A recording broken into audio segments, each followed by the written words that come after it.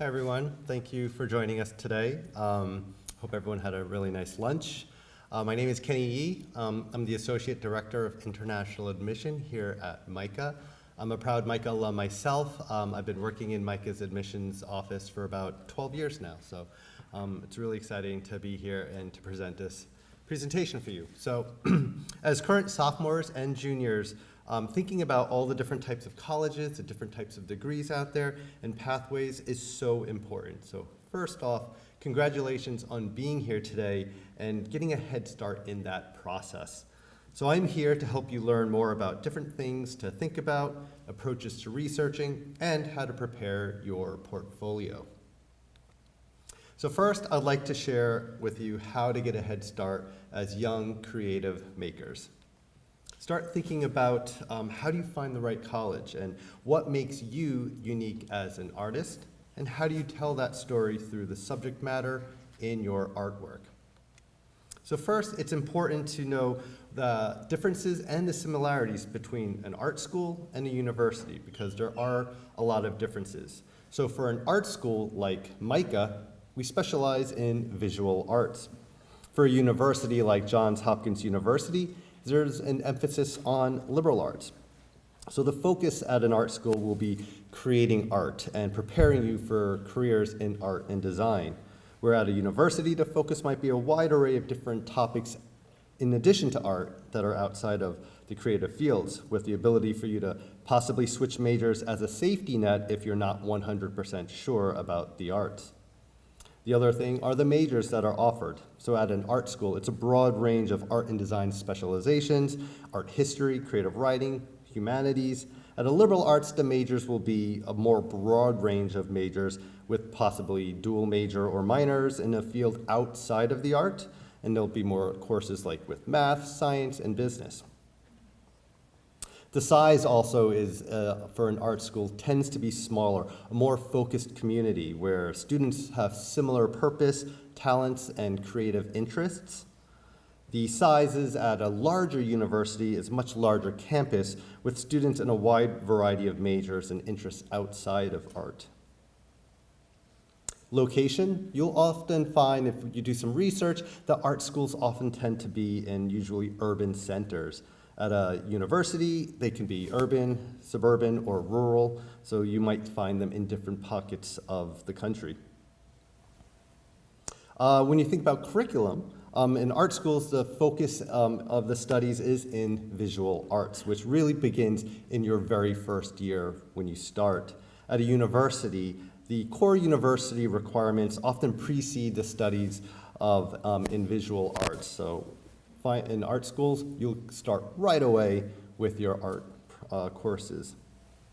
When you're thinking about career services for the visual arts, they are specifically meant to support art and design and art-related fields. So a lot of career services are helping you prepare that creative career that you're looking for. At a larger university, career services suit a variety of different majors, so it won't be as art-centric. And then finally, with resources, budget and resources for an art school are all focused about the needs of artists and designers. So it might be including extensive art and design facilities, fabrication labs, technology centers, libraries, studio spaces, and galleries. Where resources in the university, the budget might be spread across a wide range of different areas. It'll be broader and not so art and design focused. So, for example, budget might be allocated towards extensive sports facilities or facilities supporting academic and non-art related areas. So those are some of the differences when you're looking at what an art school can offer and what a university with an art program might offer. The other thing to think about is the Bachelor of Arts or Bachelor of Science degrees versus a Bachelor of Fine Arts degree, which is called the BFA. For a Bachelor of Arts or Bachelor of Science degree, typically 55 to 70% of your coursework will be in liberal arts, and 30 to 45% of your coursework might be in art and design. It's the flip of that ratio with the Bachelor of Fine Arts degree. If you're in a BFA program, 30 to 35% of your coursework will be in liberal arts, where you can expect 65 to 70% of your coursework being in art and design courses. So, when should you start looking at colleges? Well, The fact that you're here is perfect because sophomore and junior years is the right time to jump in. So you want to utilize college and career readiness providers like Naviance and CAPEX. You want to also ask your art teachers and your guidance counselors in your high schools questions about the application process and ask them for support. That's what they're there for. You can also reach out to admissions offices in different colleges and get in touch with an admission counselor, because admission counselors are here to walk you through this every step of the way and help answer your questions that you have about the college process. You can have a portfolio review, which is really helpful. You can receive feedback and guidance on your artwork and about what to put in your portfolio. Attend college fairs. So there's often college fairs either provided by your school or you might find them in local centers. That's an opportunity, as well as visiting college campuses or taking a virtual tour. So the more information you gather, the more you will know. But always be there to ask help from your counselors, your teachers, and admission counselors, because you're not going to go through this process by yourself. We're here to help. So when should you and how do you have a portfolio review? So we encourage students to have a portfolio review early on in the process. You can register for an info session at a school. You can either visit campus in person or virtually. So now schools are doing it virtually or in-person meetings. It's important to meet a college admission representative. So scheduling a meeting or a portfolio review with an admission counselor can be really helpful, so you can ask your questions. Also, there's something called the National Portfolio Day. How many of you have heard of National Portfolio Day? Okay, great. And if you haven't, you will learn about it if you're looking to study art. National Portfolio Days are a great way for you to get feedback from your about your artwork from a number of different schools. So a portfolio day has all these different art colleges coming to one central location. There's tables with admission reps from all the different schools, and you can choose which schools you'd like to have a review with. You'll see that they happen all across the country, so you can conveniently go to a National Portfolio Day that's closest to where you live. But if you want to take a road trip, you can also see their schedule and see if you want to go to another city and explore and go to their portfolio day. You can learn more at nationalportfolioday.org.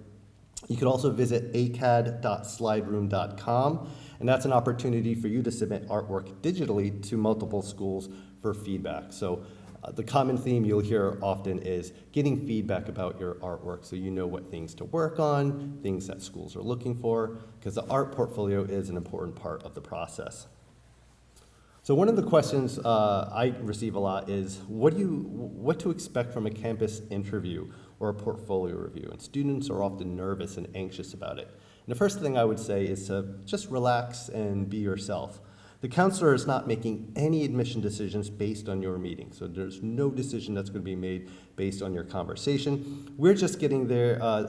We're just getting to know you as a person and as an artist. So the college interview, and I know interview is an intimidating word, it's really just a meeting and a conversation with an admission counselor. And it's there for you to learn more about that specific college and the admission process. So be prepared to bring a list of questions about what it's like to study at a college and everything else you might want to learn about that specific school. So definitely writing down questions will help.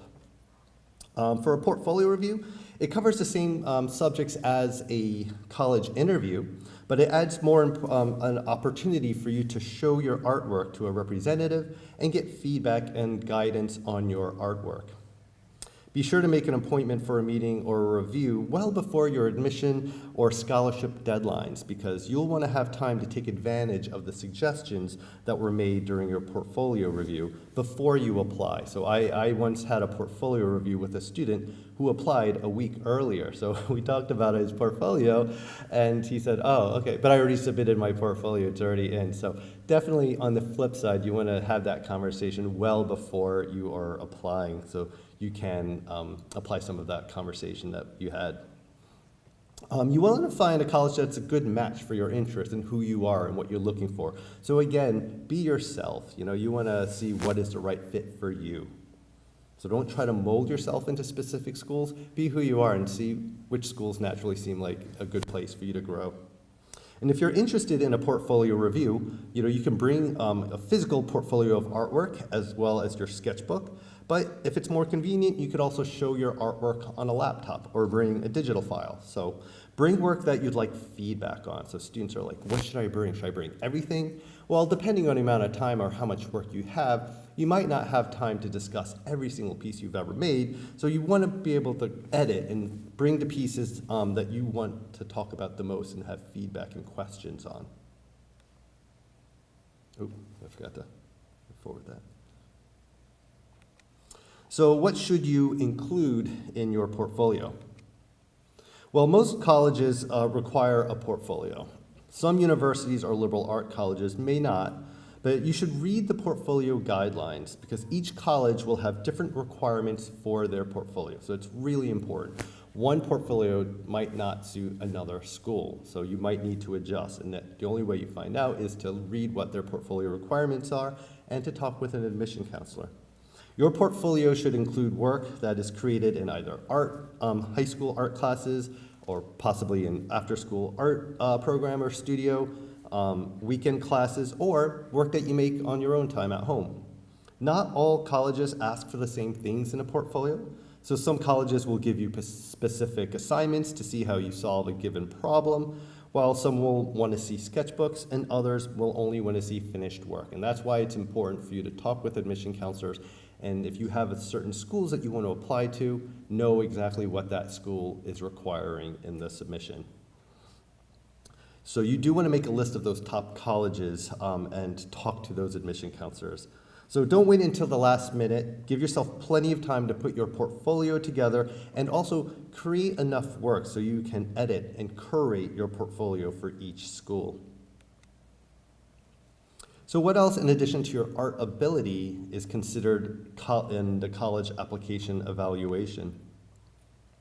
So colleges are selective, and they are looking for smart artists and designers who will thrive in their specific programs. So again, check the application procedures for each school.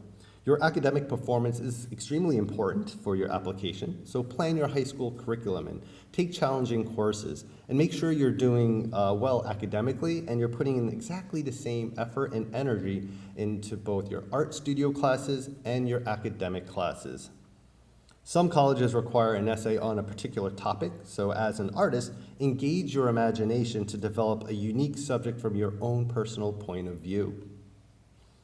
Many colleges are also now going test optional, like MICA. But if tests are required for certain schools, begin taking the PSAT or ACT tests in your 11th grade to prepare for that SAT and ACT exam that you will end up submitting for your college application. You may choose to take SAT and ACT tests necessary to achieve the highest score possible, so you might want to take them multiple times. And students with the strongest portfolios and have the best academic grades will most likely gain admission and be eligible to compete for larger academic and art scholarships. But again, please check the admission requirements for each school because many schools are now test optional. Colleges also value activities, so we want to see what are other interests that you have and what are you doing outside of the classroom. So we want to see activities that perhaps show leadership ability or a commitment to community service or family, social justice or activism, and other extracurricular activities that really demonstrate a student's broad kind of interests and a deeper experience and achievements both in art as well as interests in non-art areas.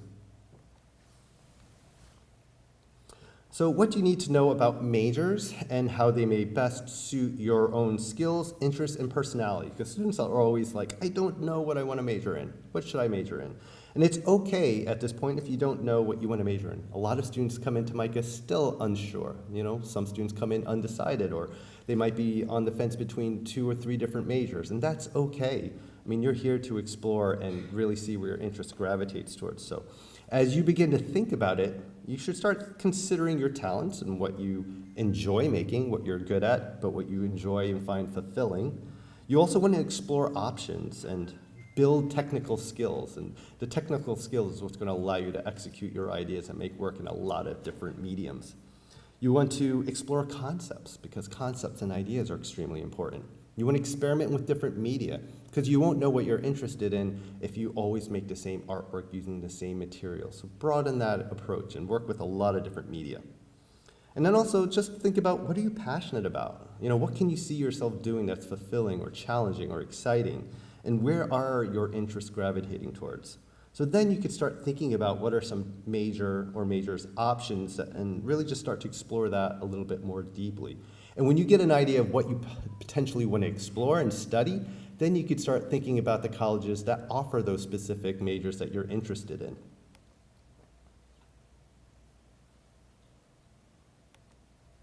So what can I do in my sophomore or junior years of high school to get a head start in preparing my college for applications? So first, I would say is make work, and then make some more work. And then finally, make even more work. You knew that was coming. So you really want to be productive is really what I'm trying to say. It's you want to learn, develop, and grow, and you do that by making artwork. You learn by, through different processes. You learn by what you would call a failed piece. There are no failed pieces of art. There's something to learn in every artwork that you make. So make a lot of work, take challenges, get outside of your comfort zone. That's how you learn about things in art making and in life. If possible, you also want to explore after-school classes or other studio programs if that's accessible or possible and in your area, but that can often help with building your portfolio out. You want to visit museums and galleries. So I'm a painter and a graphic designer myself, and so much of what I learn is just by seeing and just by exploring and going to museums and going to galleries. You can experience so much art history at museums and understanding what came before you, and examine current practices at contemporary galleries. So I can't stress that enough. Go see shows out there. Also think about what you enjoy making. Again, seeking portfolio reviews can really help guide you in your work, and potentially apply to pre-college programs. So most schools have summer pre-college programs like MICA does, and that's a great way for you to get a head start on building your portfolio and also having some really great, memorable life experiences over the summer. And it gets you out of your house for a summer for a few weeks, which is nice for you and the parents sometimes. You want to reach out to college admission counselors. So again, I'm going to say that over and over again. We are here to support you. We are here to answer all of your questions throughout the entire process. So please utilize us. We are here to help. So one of the key requirements to apply to art colleges is a portfolio submission. And some of you may have already started that process, and some of you might just be beginning. But quick, right now I'm going to show you a 5-minute video about preparing your portfolio specifically for MICA.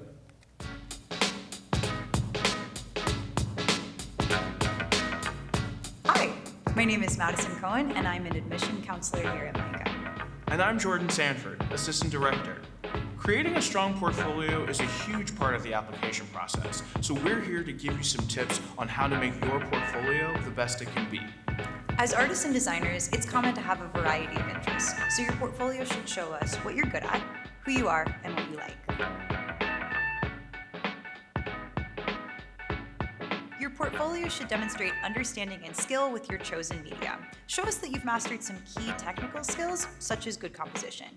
Tip: stay away from floating subjects with no backgrounds. Consider the environment around your subject. Show evidence of color, design, and good craftsmanship. Observational drawing can be a great way to build your understanding of form and space, so we recommend that you draw from life. Observational drawing is a foundational building block, whether you want to be a painter, illustrator, animator, or game designer. Tip: you can't go wrong by including strong observational pieces in your portfolio. We're looking for work that demonstrates confidence, proficiency, and intention, regardless of what media you're working in. This work will be well composed and have strong craftsmanship. This could include photography, graphic design, screen-based, multimedia, or three-dimensional work. You'll want to include pieces that are fully resolved to give us the best picture of your skill and ability to stay with the piece. Tip: finish your work to the point where it could be hung in a gallery or presented to a client. Remember, good art takes time. Take breaks, come back to your pieces, and give your art the love it deserves. Now, consider your ideas. Start thinking about how your portfolio expresses your thoughts and ideas visually. MICA looks for artistic voice. That's where we see you in the work. Your work can showcase your imagination, unique style, address issues and concepts that matter to you, tell stories, or solve problems. Show us pieces where you've purposely chosen your own subject matter, where you've stretched an assignment or a suggested prompt to make the work your own. Tip: don't be afraid to take risks and try something new. Multiple visual solutions are another great way to showcase your artistic voice. When I say multiple visual solutions, I mean coming back to the same ideas in more than one piece. For example, if you're interested in making artwork that deals with identity, show us several pieces that tackle this theme. If you're in AP or IB art or design, this might sound familiar. This is similar to a concentration. Finally, you'll want to consider how your viewer will perceive your work. What thoughts, feelings, concepts, or purely aesthetic response do you want them to come away with? Tip: combining your technical skills and artistic voice will strengthen your portfolio. The MICA portfolio is open-ended. There's no home test or specific requirements. We just ask that you submit 12 to 20 of your best and most recent pieces. As your skills and personal voice evolve, you'll want to include your pieces that are most up to date. Curating your portfolio can seem confusing, but all it is organizing the pieces you're most proud of that visually and thematically go together. Tip: spread all of your work out on a table or a screen, look at your art as a body of work, and then identify your strongest and most interesting pieces. Hot tip: this means editing out some of your older, unfinished, or copied works of art. It's important to document your work carefully.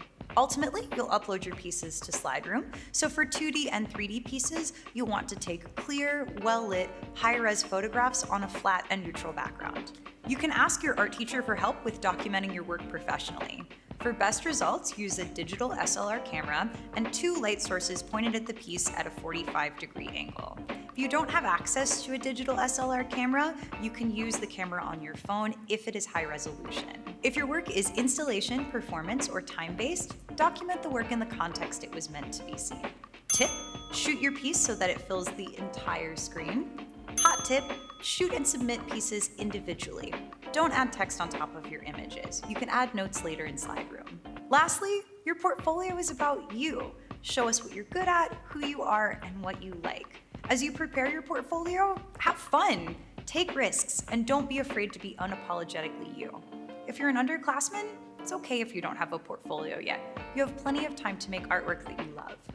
Enroll in classes at your high school to build skill and experience. Take classes in art, design, color theory, or any other courses you may be interested in, like video, photography, digital art, graphic design, AP, IB, or art history. To test drive the art school experience, consider enrolling in MICA's summer pre-college program.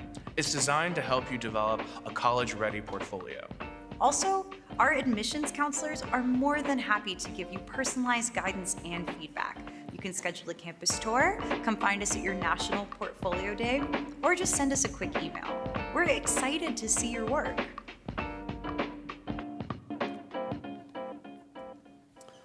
Okay, so in video that covers a lot of what I'm going to just reiterate and show. So again, the portfolio should capture your imagination in visual form. So think of your portfolio as an extension of who you are as an individual artist. It's an opportunity for you to stand out, so your artwork can look very different and really allow committees to really see who you are. And so be bold, show us something unexpected, take chances. Your portfolio is a representation of your ideas, your imagination, and what you're passionate about. You can show us your social commentaries. So show us how you engage in the world through your artwork. Show us what is most important to you and your work and what drives these personal ideas. And art can be about inspiring conversation and bringing attention to certain topics. So what ideas are you focusing on in the work that you're currently making? You can show us your prototypes and problem-solving process. So show us how you ask questions and solve problems through your work and your process. So you can show sketchbooks, you can show ideation. Show us your problem-solving process, as I mentioned, from ideation to final product. Dare to break boundaries between different disciplines. So if you are inspired by materials, or does your practice incorporate many forms of art making? Most students at MICA are multidisciplinary artists who enjoy exploring their work from various approaches and forms. As artists and designers, we are also natural storytellers. So Whether they are personal anecdotes or far-reaching narratives, what stories do you want to share with your viewers?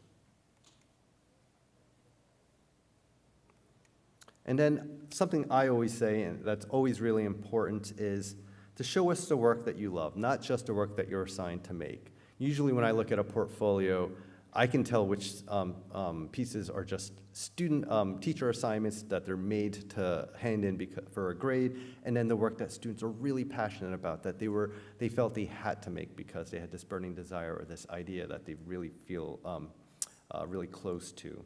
So as mentioned earlier, your portfolio is an extension of who you are and everything that makes you unique. So to sum it up, documentation is really important. So as the video said, we are looking at your work digitally. We are not looking at your work physically when you submit your applications. So documentation is extremely important when you're presenting your work. You're going to submit 12 to 20 pieces of your strongest and most recent artwork. But again, check with the different schools to see how many pieces and what the portfolio requirements are. For MICA, it is 12 to 20 pieces. Artwork should be from your junior and senior year. So as you get older, your technical skills are improving, your ideas are maturing. So naturally, your more recent pieces are going to be your best pieces. So I bet your artwork looks very different now than it did 4 years ago. Show evidence of concepts, ideas, personal voice, technique, and ability, and they don't need to be siloed. You should be thinking about all of those things every time you're making work. And work can have a media focus or be in a wide variety of different media. So now I'm going to show you some portfolio samples. Here are a few portfolios made by seniors in high school and how they followed these tips to showcase themselves in the best way possible. So first we're going to look at Torrance Hall, who attended school in Virginia. Torrance's entire portfolio was photography, and again, it is okay to have a portfolio all in one medium if that's the only medium you're currently working with. That is okay. In their work, they like to showcase the dramatic, with attention to light and environment, often photographing his subjects in nature. So as you can see, he had this beautiful sensibility of space and the figure, and just his color palette was really, really just spot on. So some really beautiful photography. Then there's Morgan Betzel, who went to school in Kentucky. Morgan was inspired by the people around her, often depicting friends and family members in her work. She would capture them in intimate and candid moments. So a lot of her work was storytelling about her life and the people important that surrounded her. And her work was very illustrative, but also worked in other mediums as well, like embroidery and stitching into her pieces. Here's a portfolio of Jai-Wen Hu, who came to MICA from China.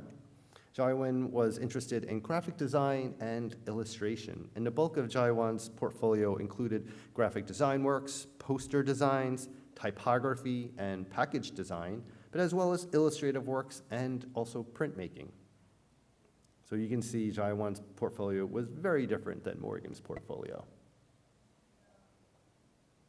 This is a portfolio of Ariana Bandana from Florida. Ariana was a super strong artist with really impressive technical skills.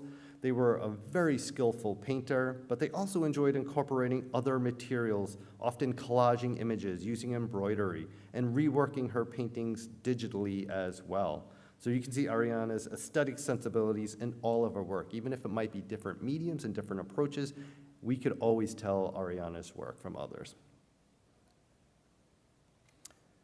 And then this is Hannah Hatley from Ohio. Hannah just loved illustration. Her entire portfolio was illustration, design, screen-based digital pieces. So all of Hannah's works were digital pieces with a beautiful palette and a strong sense of color. Hannah's works were both detailed but also minimal. Viewers can really get lost in her ideas and her imagery. I really liked Hannah's pieces. So you can see a lot of the portfolios were very different from each other because they were based on what was really important, what they were passionate about making, and what their work was about.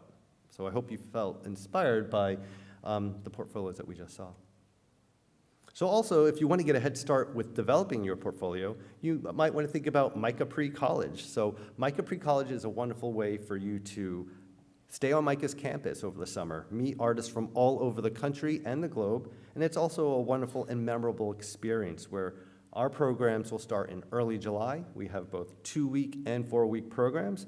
So again, it's a great life experience, but it also gives you a head start at developing your portfolio. And you can also earn MICA credit. You can learn more at mica.edu/pre-college. But also, you want to see what's going on in the MICA world. So you want to follow us on social media. You can see all of the exciting exhibitions and what current students are making and doing around campus. So follow us on all these different social media platforms so you can get a sense of MICA life. These are the application deadlines. So if you do end up applying to MICA, we have an early action deadline on December 1st. We also have regular decision deadlines on February 1st. And we do have a large community of transfer students as well. And transfer students would need to apply by April 15th. There are 2 ways in which you can apply to MICA. Our applications are on both the Common App as well as Coalition for College Access. So those are 2 ways in which you can apply to MICA. So just to sum up what is required for a MICA application, it's the application, your portfolio of artwork, 1 personally written essay. It is just the Common App prompt, so MICA doesn't have any specific essay that you have to write outside of the Common App essay. Lists of interest activities. We want to know what you're interested in and what you do outside of the classroom. 1 to 3 letters of teacher recommendation, although teacher recommendations are now optional. So you do not have to submit recommendations, but I know you all will have glowing positive recs letters written by your teachers, so feel free to submit them if you like. And then your official transcript, your most current transcript. And then for students who speak English as a second language, students would need to submit either a TOEFL, IELTS, Pearson's, or a Duolingo exam. Our TOEFL minimum requirement is 75, IELTS is 6.0, Pearson's is 58, and Duolingo is 105. And then our financial aid deadline is February 15th. So if you're looking for financial aid, make sure you fill out the FAFSA and submit that by the February 15th deadline. All of this is on our website, so I don't expect anyone to remember everything I just said, but you can find a lot more information at mica.edu. And then lastly, as I've been saying all throughout this presentation, is stay in touch with us. Get to find out who your admission counselor is so you can schedule a meeting and we can get to know who you are. Because the better we get to know who you are, the better we can advocate for you and support what your needs are. So reach out to us at admissions@mica.edu. Great. Thank you so much for listening to this presentation on getting a head start. I'm now going to pass it over to our AVP of Admissions, Jason Morgan. Do you want me to keep my laptop off? Yeah, you leave that up, and I'll just move it out to the side, just so we have something. All right. Oh, wow, that's loud. You guys can come on out. My wonderful student panelists here. So you all have had a pretty long day. I'm going to ask if we could raise the lights a little bit. Ash, or team members in events, if we can raise the light. I feel like it's really dark in here. There we go. I know if I was out there, I'd be half asleep after walking around campus all day. So here we go, a little less intimidating. So this is the student panel portion of this. I feel like it's really loud. The student panel portion of this, the way that it's set up is we have some pre-designated questions that we're going to give them an opportunity to answer. And then we also have an opportunity for you all to pose questions. So inside of your bags, there is a QR code. There is a little sheet of paper with a QR code on it for you all to be able to submit questions. What we'll do is I have them on a Google Sheet. It'll pop up on the sheet, and then we'll submit questions there. Depending on the time that we have and the questions that are submitted, we could also take questions by raise of hand. All right? Now, this is what everyone is here to see the campus and also hear from the students. So I'm going to go what's on my screen here. So we have joining us today, Lori Charles. Lori, if you want to raise your hand there. Lori is a sophomore majoring in product design with a minor in photography. Lori uses she, her pronouns and is an interdisciplinary artist and designer, originally from Haiti. And raised in Miami, Florida, she takes pride in her identity and culture. All right, so that's Lori. We're gonna clap it up. I'm gonna wake up today. All right, and next we have Victoria. Victoria was born and raised in Great Falls, Virginia, and she graduated in May of 2022, recent graduate, with a Bachelor's of Fine Arts from MICA. Victoria had a major in painting and minors in printmaking and curatorial studies. As an undergraduate student, Victoria enrolled in MICA's 5-year Master of Arts in Teaching MAT program and is expected to receive her MAT degree this May.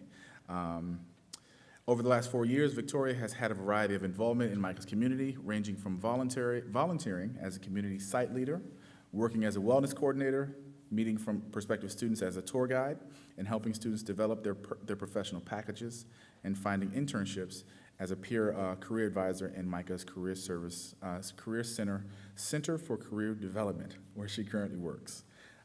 Most recently, Victoria also accepted a full-time job offer in Fairfax County Public Schools as an elementary teacher, which she will be starting in the fall.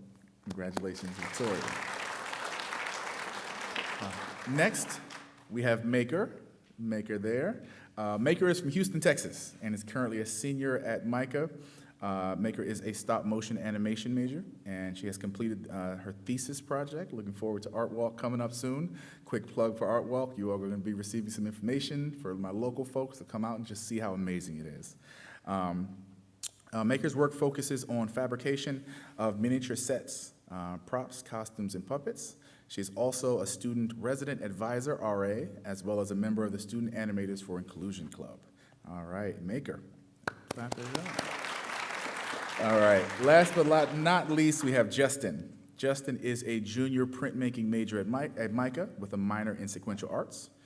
Justin grew up in Wyckoff, New Jersey, and has been working between New York and Baltimore for the last 4 years.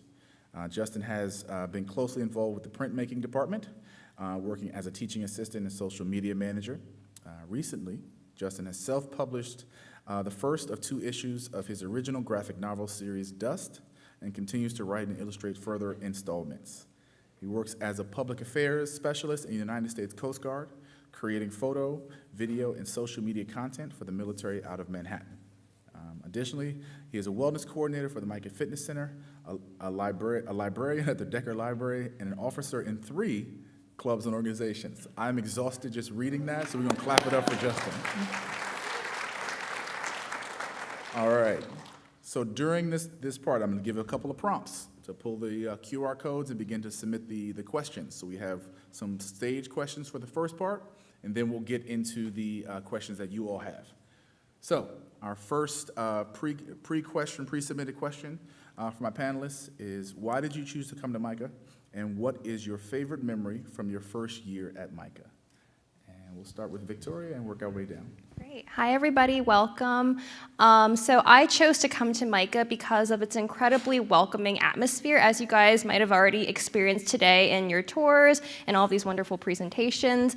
My first experience with MICA was during my junior year of high school, where I came to MICA where they hosted the National Portfolio Day kind of event, and I brought my portfolio, and I got to meet at a table with one of MICA's painting professors at the time. His name was Ken Tisa, and I believe he retired. But just being in that atmosphere and talking to Ken and have him review my portfolio, he seemed like he was super invested in my artistic growth and my journey and my education. And I thought, like, if Ken is just like any of the other professors, I really want to learn from all of these amazing faculty at MICA. And he even so far as went to offer that I come back in a month or 2 and visit and watch one of his introduction to painting courses, which I later did. And I just absolutely fell in love with the entire experience. I was able to sit in on one of their spring semester introduction to painting classes, so they're really in the thick of everything. I got to see them work a little bit during studio time, and then also I got to participate and watch them do an in-progress critique, so I was able to get a little bit of a sense of everything that goes in an everyday introduction to painting class, and all of the artwork was super incredible, and I thought, if this is just introduction to painting, I can't even imagine what the other courses are going to be like, and they had other great things. I saw how the people in the class community were interacting with each other. They were super nice, super supportive. They were just asking each other for feedback left and right, and then they would go get dinner later on, and I thought that that was just such a wonderful, welcoming, and friendly community. And something that I noticed was how they really went out of their way to make sure I felt welcomed and engaged with the entire class, even though I was just a high school student myself at the time. So I really appreciated that. Thank you.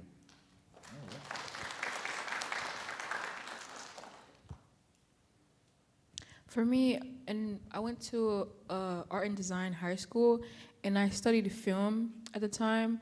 And when I was a senior, I applied to, like, my initial major was film, but I applied to a lot of film schools. And I mean, I think going to film schools would have been a great opportunity still, but I didn't want to go to a school that just primarily focuses on that in academics. I wanted to still be in a space that had art and design. And so when I was looking at MICA, I felt like it was something that best suited my interest, because, you know, I feel like MICA is, like, really good for, you know, people who wants to be interdisciplinary artists, and I consider myself that. And, you know, there's people that reached out to me, people that represented the school that came. We had portfolio reviews, and, you know, obviously they want students to come to the school, but I feel like it was very genuine how they were, you know, helping me out and giving me tips and, like, reviewing my work and saying, yeah, I really think, you know, MICA would, like, you know, best suit you. And so, yeah, that's why I chose MICA. You know, I wasn't able to really come and do, like, a tour like you guys did. So I feel like even when I didn't get to do that, I still feel like I could tell, I got a sense of how the environment was like. And I think to this day, I still think I made a great decision.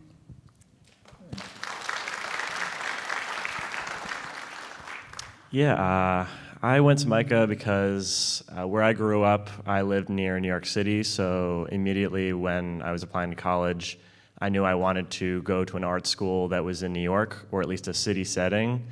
And I don't know, when I came to MICA for the first time on Admitted Students Day, I was hooked.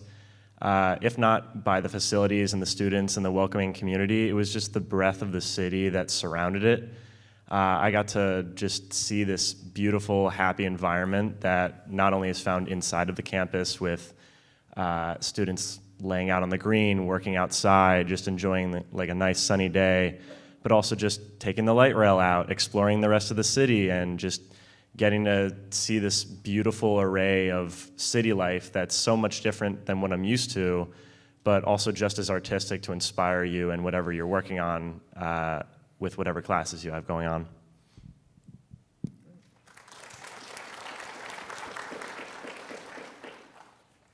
So I made my decision to come to MICA on an admitted students tour. So not quite where you guys are at yet, but I was very, very lucky. I was able to tour a lot of college campuses and really see a lot of different environments, a lot of different vibes, a lot of different ways that institutions were set up. And by far, MICA felt the most comfortable, welcoming, friendly, and it really felt like I could succeed here. But even prior to that, we had MICA representatives show up to my high school. In my art classes, I was getting, pitched why I should come to MICA, and seeing all the incredible work that MICA students were making. And yeah, what was said, the people that came were interested in what I was doing. They gave me very helpful tips. They were very genuine to me. And so much so that 2 people who graduated the year before me also came to MICA. So I was able to come here all the way from Houston, Texas, and see people who were familiar to me, because they really do make that great of an impression. Yeah, I agree. I am very, very happy with my choice.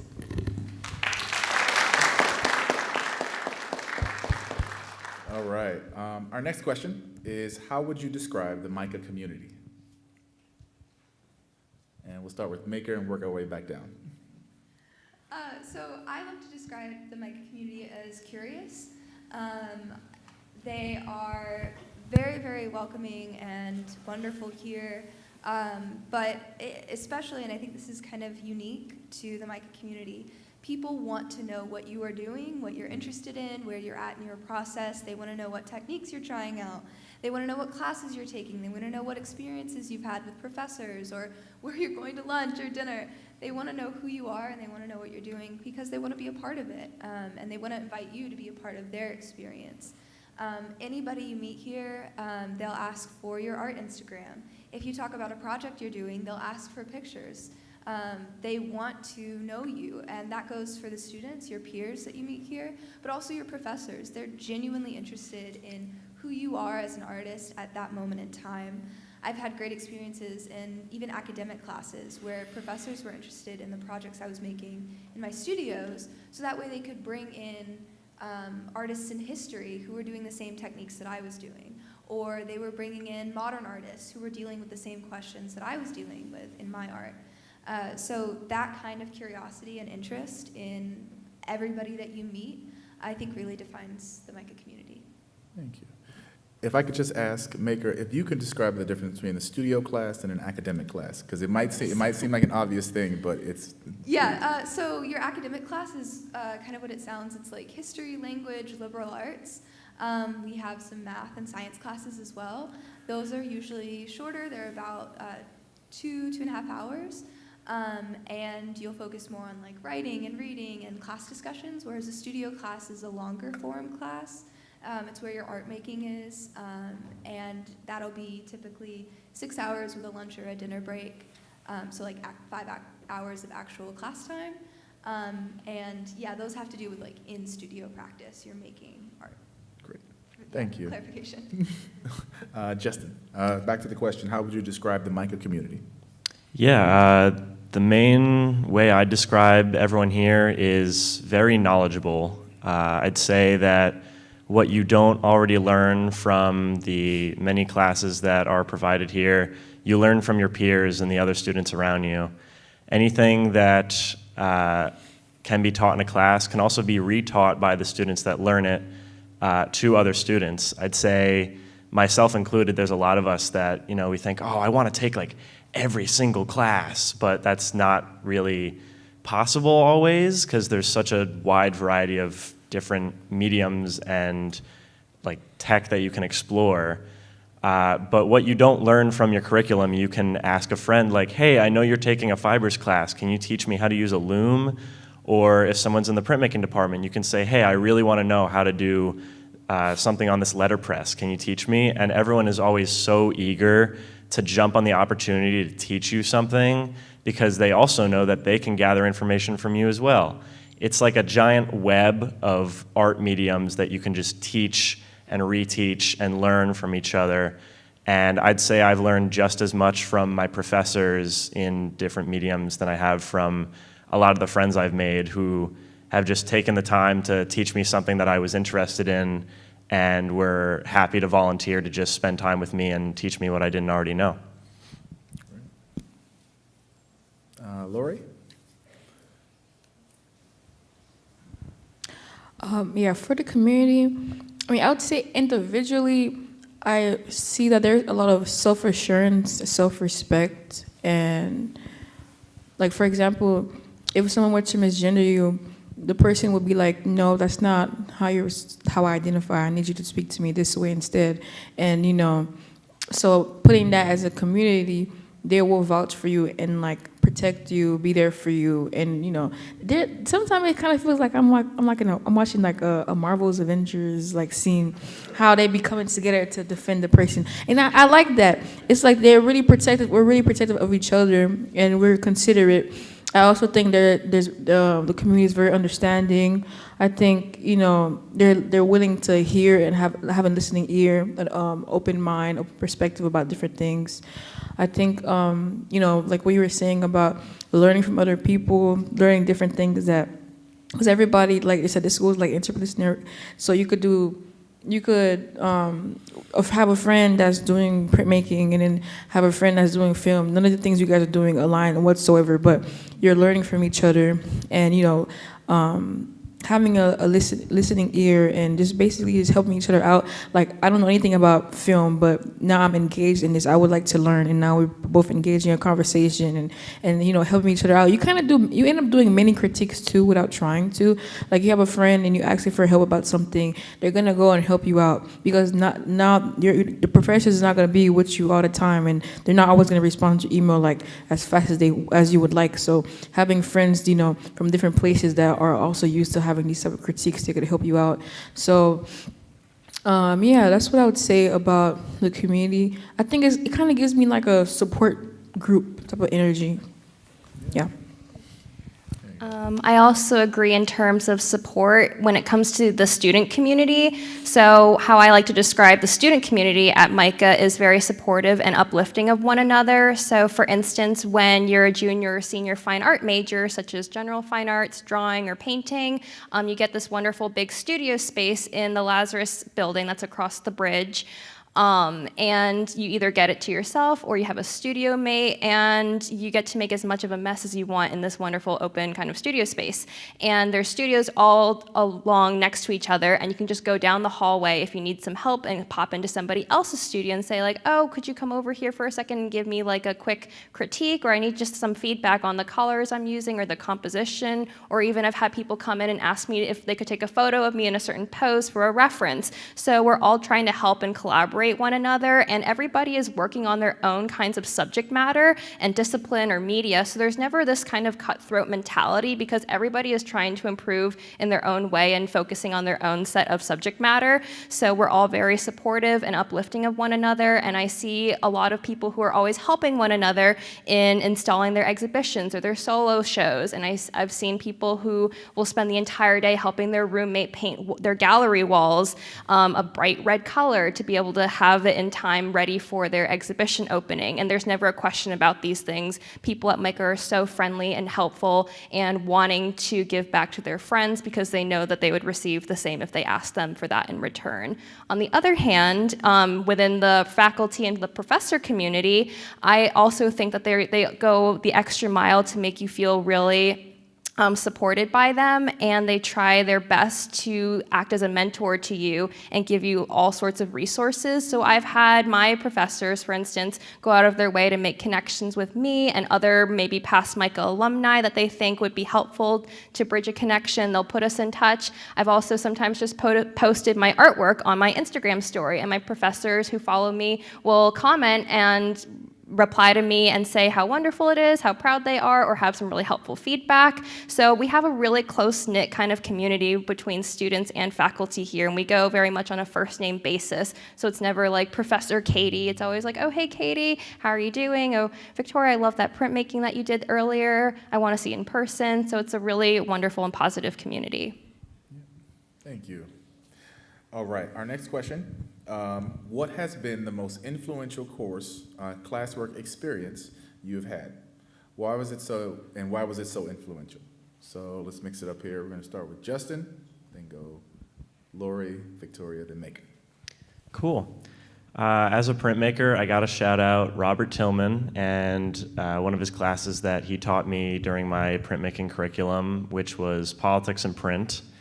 And this class was my favorite, not only because, honestly, the community of students that were put into this class was just a perfect arrangement of people that were aware of current events, but also just really excited to experiment in a new medium. But this class in itself is meant to take your already existing talents in whatever medium you do and put it to use towards speaking out against any social issue, community problem, or even world issue that you can think of, and it's all your choice. So think about a problem that you personally care a lot about, whether it's something about deep ecology, about politics, about anything that you see that goes on in the world, and the professor teaches you how to take this mindset of trying to fix it, put it into your work, and using this reproducible image, put it around not only the city, but anywhere you want in order to send a message. One of my favorite assignments that someone did in this class, one of the students they saw a problem of catcalling around the city. And so in order to fix that, she made a stencil that she hand carved that said, "Leave her alone," and she spray painted it onto every sidewalk on campus and all surrounding parts of Baltimore. And I remember seeing that for the next year, even some parts, no one removed it. And that spoke a lot to me because I was like, wow, this is a way for our art to live on and also send a message to people just through even writing words onto a piece of paper and printing it. And it really opened my eyes to the fact that, we can make art, but we can also use these talents and technological skills to help out communities, but also different problems that happen politically, ecologically, and across the world. And I definitely recommend the class if you want to find a way to take your already given artistic talents and try and make a change.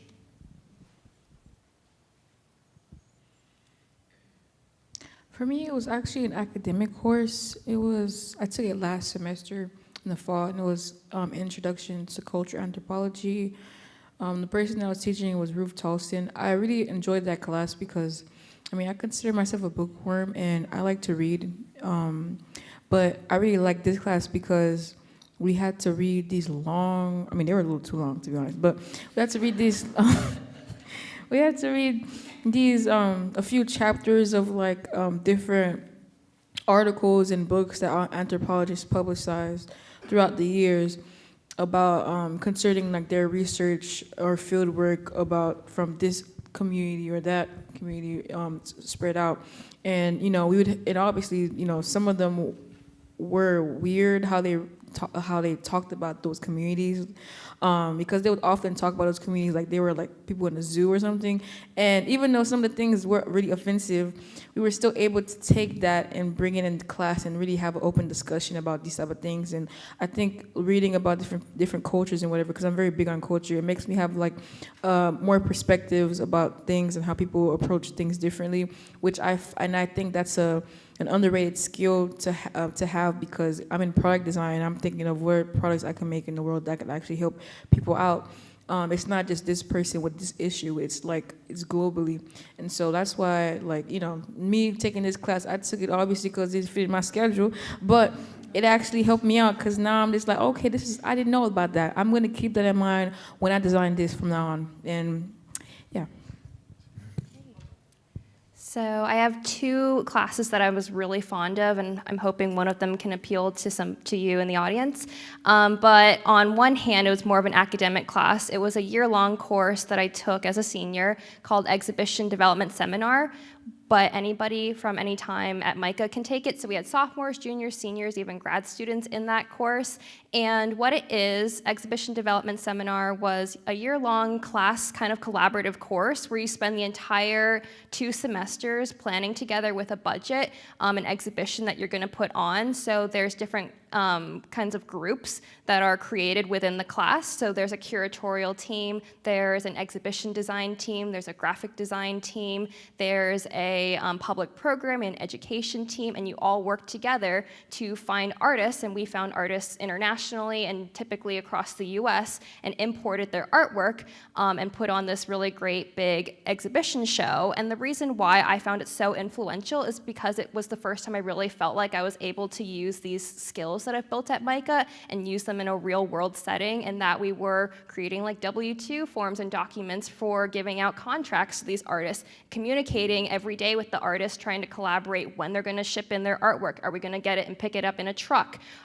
What colors are we gonna paint the walls? We had to work together as a team to finally come to that decision. What's the name of our exhibition? And you'd think it would be kind of quick, but when you have a lot of strong art student personalities in the room, you really have to dig down and try to work together as a team to make all of these things happen by a deadline.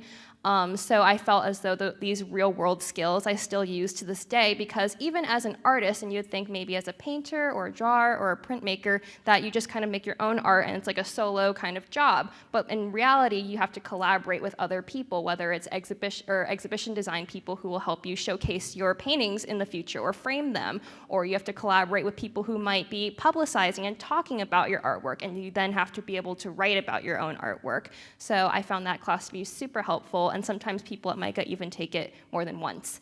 On the other hand, in terms of an artistic perspective, I really found Introduction to Printmaking being revolutionary and life-changing in my own artistic practice.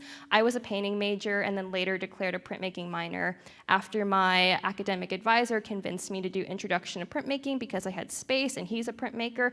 And at the time I was thinking, ugh, like, I don't know, it's messy, it's backwards, it's flipped, my brain cannot flip things left and right. So, I know.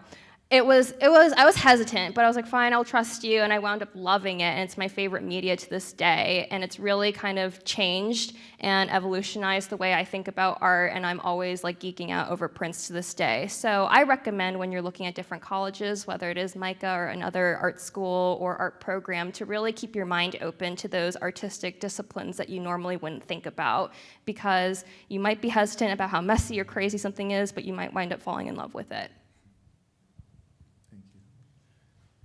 So my most influential class doesn't have a whole lot to do with my major.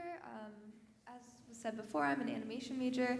I do stop motion, so the class was Intro to Figurative Sculpture.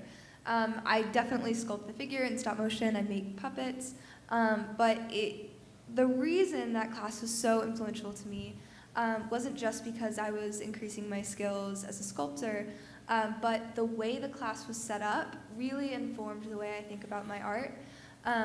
It's a great studio class where you show up, there's a live model, you get your little stand that is from the 1930s, and you dig clay that is older than you, and then you work for 3 hours. You take a lunch break, you come back, you work for another 3 hours.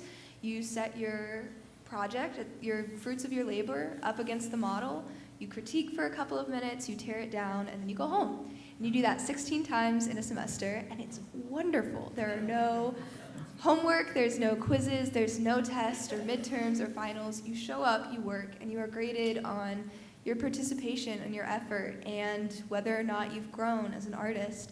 And that really helped reshape the way I think about my art. I know, especially for you guys, and putting together portfolios for colleges and making work for social media or things like that, it can be really easy to focus only on the end result of your art and only what you show to other people. But just as important as that end result is the way you've arrived there. The way you make your art genuinely is really important to think about, and that class made me sit down and think about the way I make art. It forced patience, it forced me to think about why I start with the nose first when other people were starting with the eyes. You know, little things like that that just made me really sit down and consider how I approach even just the process of making. It's made me not only a better artist, it's made me more patient, it's made me more curious about myself. I've taken it 3 times. And if you have the chance in college, wherever you end up, or even just now, if you can set aside an hour where you make something, you don't care how it looks, you just draw or sculpt or print something or make something that you just take pleasure in the process of, you really do become a better artist from it. So yeah, best class that I've taken in terms of influencing me. All right, thank you. All right, now, this is our warning, use that term, for any submitted questions. So if you have specific questions, pull out the little sheet, scan the QR code, it'll give you a form to just enter your questions. We have some that were submitted, but we have one more question for the panelists that was pre-submitted. Otherwise, we're gonna take questions from you all. The last question is, how have you benefited from being involved outside of the classroom with clubs, activities, or jobs on campus? We'll start with Maker and work our way down. Yeah, so I'm a residential advisor, RA. Basically, I'm like the dorm monitor, and I get put in charge of about 30 to 40 residents. I check to make sure they're not growing science experiments in their fridge. I ask them about their days when I see them in the hallway, if something's broken, like a light bulb, or if there's something that there's not right in their room, I help them put in a work order. I connect them with resources on campus. If they're locked out, I'm the person once a week on call that they call at 3 a.m. And so it's actually been really, really great for a couple of reasons. Socially, I know 34 people than I did last semester. I get to meet people from all different age groups, all different majors, people whose experiences are so different than mine, people who are from Baltimore, who lived here their entire lives, people who are from across the world, you know, international students. I get to learn so much about the campus through their eyes, and it's so beneficial to me. As well as financially, as an RA, no matter where you go, a lot of colleges have this, please look into it. But if you work as a residential advisor, you get free housing. At MICA, you also get a free meal plan. So having that kind of financial weight taken off my shoulders has been so wonderful in just allowing me more freedom as an artist. I don't have to worry so much about getting a job. I'm able to focus more on my art. And even if you're not an RA, MICA has plenty of on-campus jobs that really make sure that you are supported as a student and also supporting you financially. I'm also in the Animators for Inclusion here on campus. That's a wonderful, wonderful experience. We go to different film festivals. The Baltimore one is called Sweaty Eyeballs. We go every year, and it's so inspiring and wonderful. We have alumni come and give talks, people who are working in the animation industry, and it's so wonderful and helpful. We also have animation studios come and give talks to the members or people who are in animation, and they give tips and tricks on presenting yourself as a freelance artist or getting hired to a studio. They give their experience. So being involved in that way in that organization has also been hugely helpful. Great. Is this on? Oh, it is. I'd say the main benefit I've received from working outside of class is mostly through clubs. I am in a lot of clubs, and I think that's been one of the greatest advantages ever, not simply for the ones that help you develop your work professionally, but also the ones that have absolutely nothing to do with art and take you out of that mindset of I need to be constantly creating and doing my homework, and they just help you have fun. For instance, one of the clubs that I'm an officer with is the Outdoors Club, which nothing to do with art. All we do is every month or so we plan a trip. Sometimes it's small, where we all hop on a bus, we go to a preserve or a resort, and we'll hike that place for like 3 hours, just like take little like breaks on the trail, get to enjoy nature, no cell phone to distract us. And then sometimes there's bigger trips where we will grab backpacking gear provided by the MICA Wellness Center, and we will go out in the forest for 3 days with no cell or anything, and we will just live in the forest for 3 days, just like 20 of us in tents. And you know, for some people that are experienced, they're like, oh yeah, I can totally, you know, do this, no problem. But for some people, it's an amazing, eye-opening experience to not have those like everyday resources to help you survive. You have to be out there sleeping in a tent. Sometimes, like this past trip we did, it was like 17 degrees out and snowing, and I had a lot of people that were like, I want to go home, but I'm like, no, you got to brave through it. And there's a lot of clubs like that where like it's not about, you know, homework or school or art. It's just we like doing this thing, and we want to hang out with people that enjoy doing these things that we find fun. And then there's also clubs like I'm in the Sequential Arts Club, which is comic making club basically. And all they do in that club is they talk about events that are coming up that you can show your work at, tabling events. They talk about opportunities. Like Maker was saying, we have alumni come in and give talks on how they've built a career after graduating MICA and where they are today. And so it's really cool to see this wide variety of involvements that we have here at MICA, because whether it's something that helps you develop yourself professionally, that you can talk to people that are experienced, or you just need other people to hang out with that enjoy doing the same things you do, I guarantee that whatever you think no one else is into, there's always someone that is into it, and all you need is 5 people to start a club. So if it's not already a club, like, go ahead and just try and make it yourself, because I swear, like, just having that community of people that enjoy the same things you do is a blessing to have here.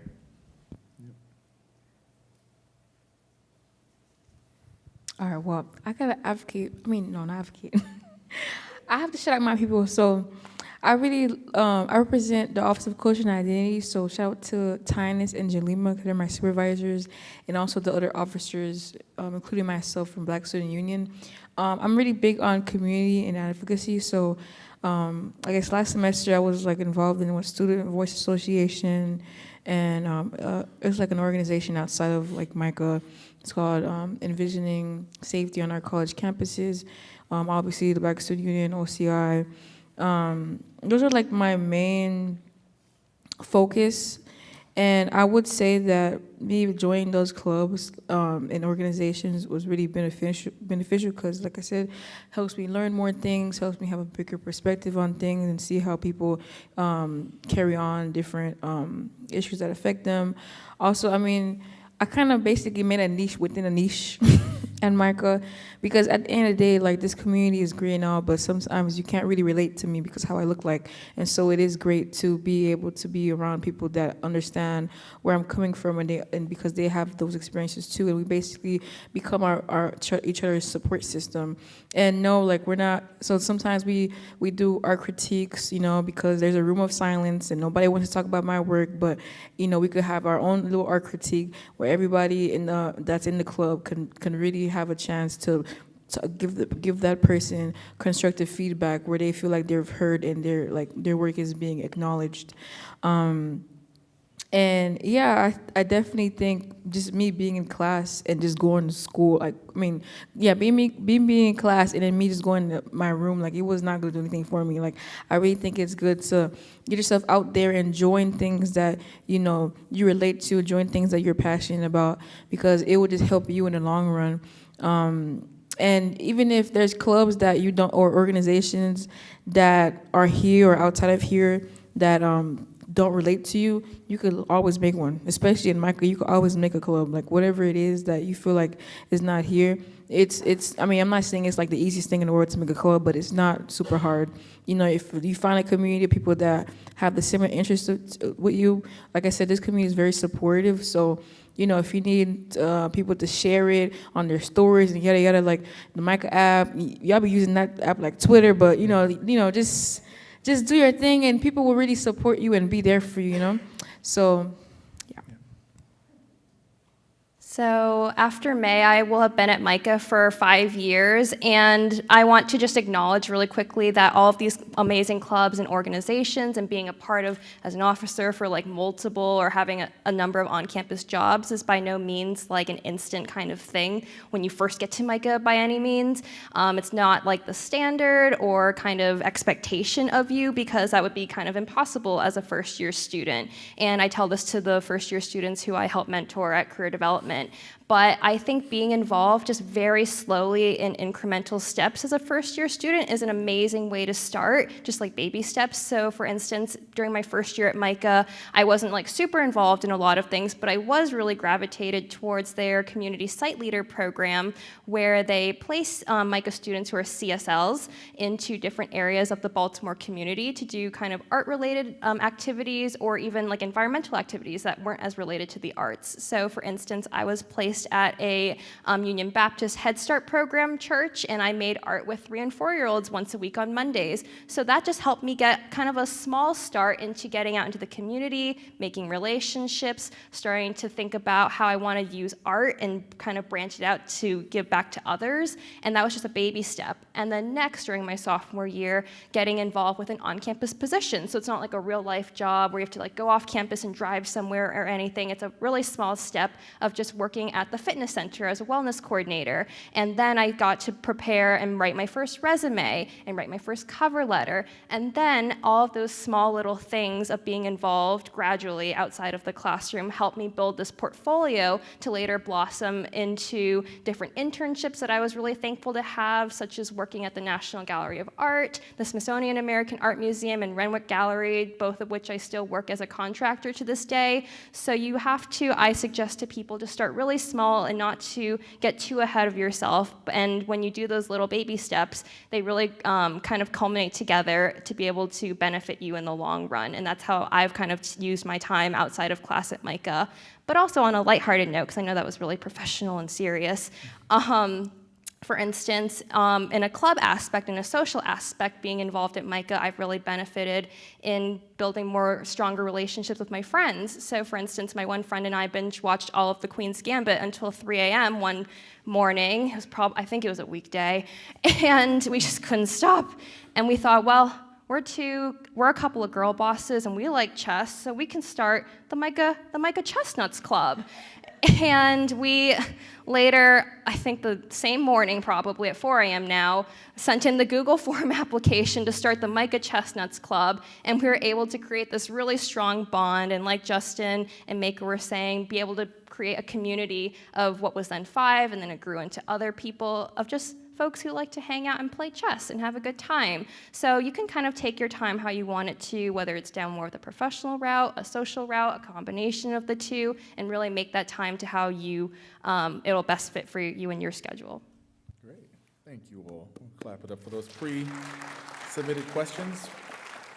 All right, now we are going to the portion of the day where we are taking your questions, all right?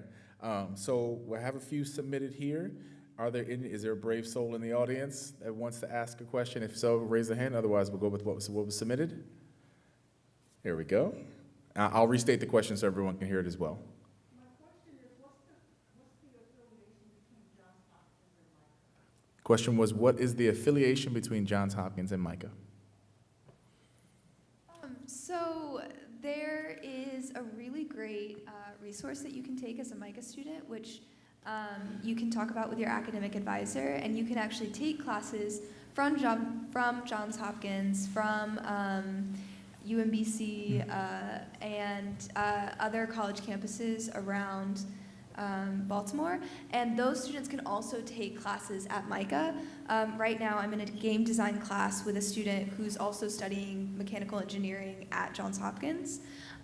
So while there's not like an official established like besties kind of thing, it's very, very easy to get onto the Johns Hopkins campus, for Johns Hopkins to come over here. And yeah, there's a lot of resources that we share as well.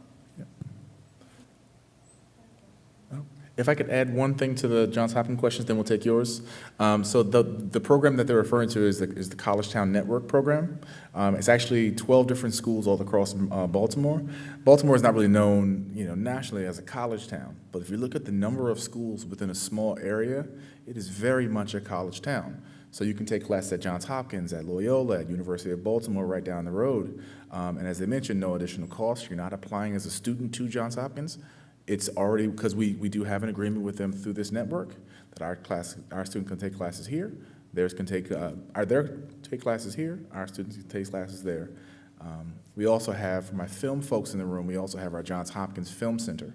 I took a family around, looking in the audience for them, took a family to the Film Center earlier today and showed them the green rooms, the editing rooms that they have there.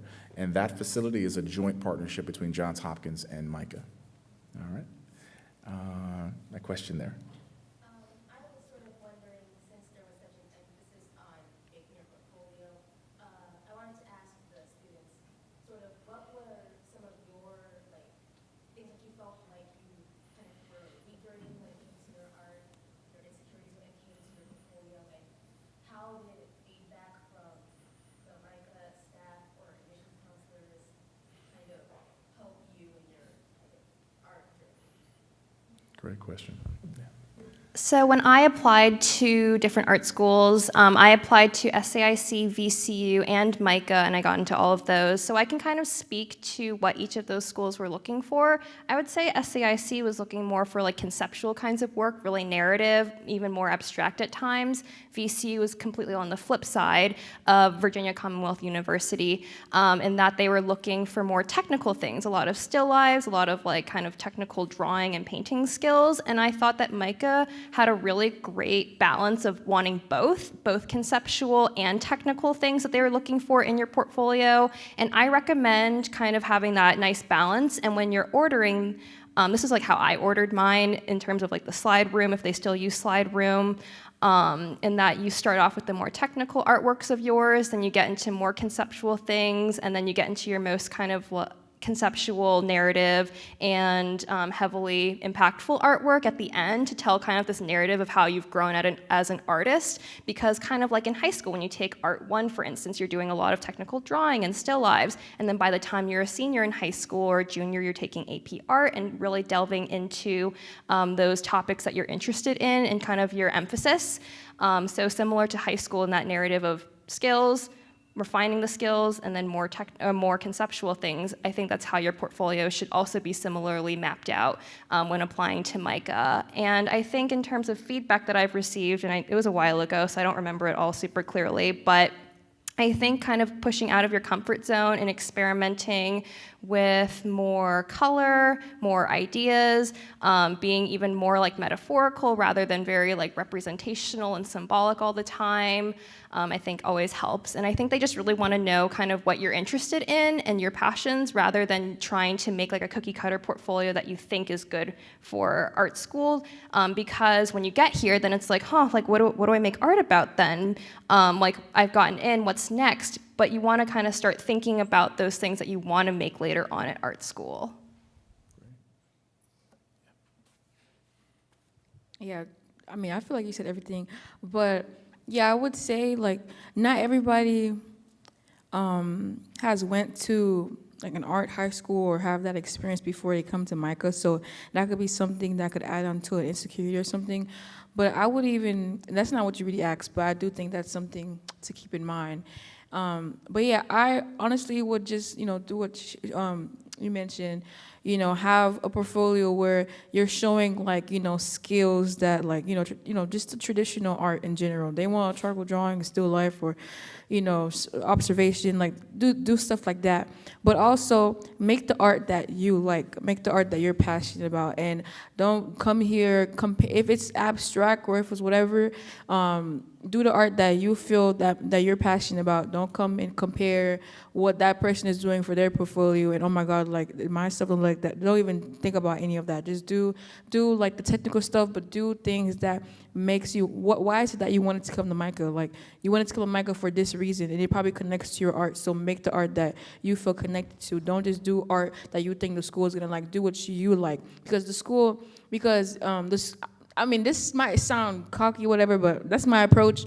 It's a privilege that I'm here right now representing the school, so don't think that like you're little and you know what I'm saying. Do you know what I'm saying? That's what I would approach it in that way. Like it might come off a little cocky, but just have some confidence and some self-assurance in your work. If they don't choose you, that's okay. You choose another school. Like you keep going, because you're gonna find something that you can relate to. You're gonna find your community. If it's not MICA, then it's not MICA. If it's somewhere else, then it's somewhere else. You know what I'm saying? So, yeah. Love it. All right, we're gonna take one more question here. Of course, yeah. I totally agree with what everyone is saying. There may be people who are as technically proficient as you, who have a similar skill level to you, but nobody sees the world through your eyes. You have a unique perspective, and that will be the strongest aspect of your portfolio. Yeah. I had a really diverse portfolio. I did a lot of things. I had sculpture, I had more conceptual work, I had really, hyper-realism work. And I made a lot of art, and I wanted to kind of throw everything at the wall, and I think that's an impulse a lot of people have. One of the best things that MICA specifically told me was put your best foot forward. Edit yourself, put together the things that you love, that you actually really want to show. And yeah, don't worry about thinking you have to check off the box. Put forward something that you think is strong, that you actually want to show. And I also think it's great when you're thinking about it, if you can talk about a piece, like if someone, they may not do this, but if you can imagine someone sitting down asking about this piece and you can say something that's more than a couple sentences long, that's a strong piece because it shows your perspective, it shows that you're thinking about something, and that'll inspire those discussions with the people reviewing your portfolio, and it'll leave a lasting impression. Great. Thank you. All right. We have a question here. I love this question. How would you describe your dorm experience, and how did you find your roommate?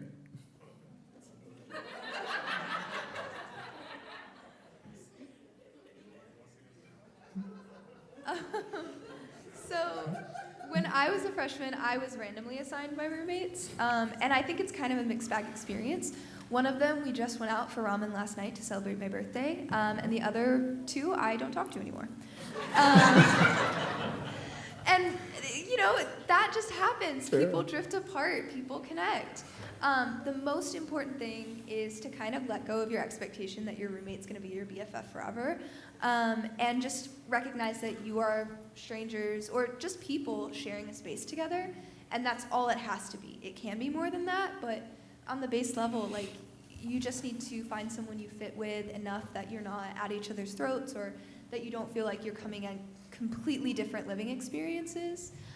MICA has a great thing where you will sign up for the housing process, and they'll make you take a quiz. So are you an early riser? Are you a night owl? Do you like it cold? Do you like it hot? How often do you do your dishes? How often do you do your laundry? How important is cleanliness to you and orderliness to you? Are you someone who listens to your music out loud, or do you prefer silence? And that really helps to prevent any kind of major dysfunction. But speaking as an RA, when you get here and you find yourself in an uncomfortable living situation, we have resources. We can help you. There will be people here who will mediate arguments, or, in the worst case scenario, we can help you move rooms. Because truly living here, as you're required to do freshman and sophomore year, living on campus really affects your mood, it affects your socialization, it affects the work that you do. So it's important, and Lori mentioned this earlier, advocating for yourself. If you are having an unpleasant dorm experience, advocate for yourself and get it changed, get it fixed.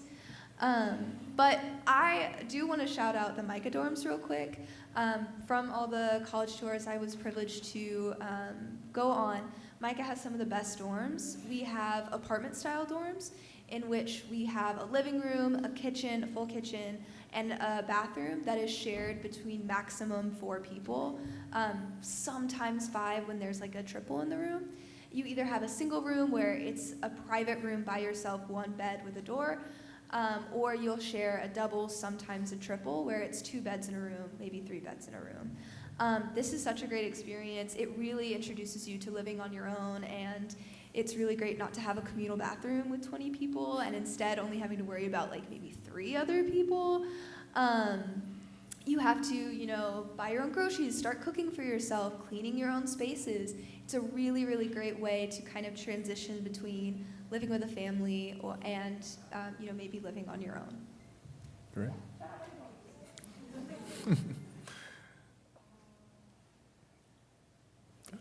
Listen, hopefully this don't make y'all run away, okay? But I'll be honest. The way I had to do emergency move out this week, and I have to do a restraining order against one of them. So yeah, it's a little alarming saying this out. But I would like to say this is not something I'm saying to scare you and make you run away from MICA. But I will say that one thing about me, I'm going to advocate for myself. And because I went to the MICA campus safety, I went to the residence lab. I'm like, listen, I need to get out of this door immediately. Because they were talking about, okay, if they're near you again, call the phone number. I'm like, okay, so what happens when I'm in the hospital bed? Am I going to call your phone number? They don't make any sense. So, like I said, I'm really big on advocating for myself. And MICA is very understanding, and if something happens to you or something is harming you or whatever, they are going to do their best to help you out. And so, that's what I'm saying. Like, so if you feel unsafe, campus safety is here and the residence life is here, and they are going to do their best to help you out. Because we're not always gonna have it's not even rooming situation. Just in general here, you're not always gonna have the best experience with someone, but that doesn't mean to automatically just leave and try for schools. Like, there's resources here that can help you out and feel safe, Yeah. Thank you. All right, you all have been awesome. You have sat for almost an hour and a half now. So we are at the end of our student panel portion. I just want to say a thank you to my amazing student panelists, to give them a round of applause. As an adult, I recognize how difficult this is, right? To sit on a stage in front of people, answer questions, and some of them random questions, right? So this takes a lot out of them, but this represents what we are producing in MICA and the students that we see in you all. So we want you all here, and next you have a resource fair that will have representatives from some of our student clubs, some of our organizations, as well as like financial aid is upstairs, and then an opportunity for to sign up for a portfolio review upstairs as well.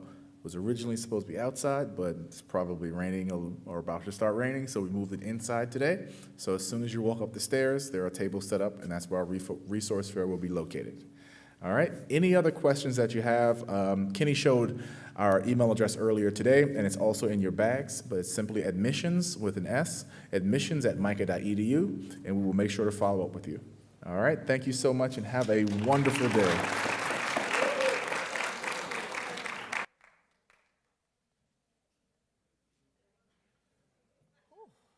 Marathon, you guys are great. Enjoy the rest of your days. Thank you all so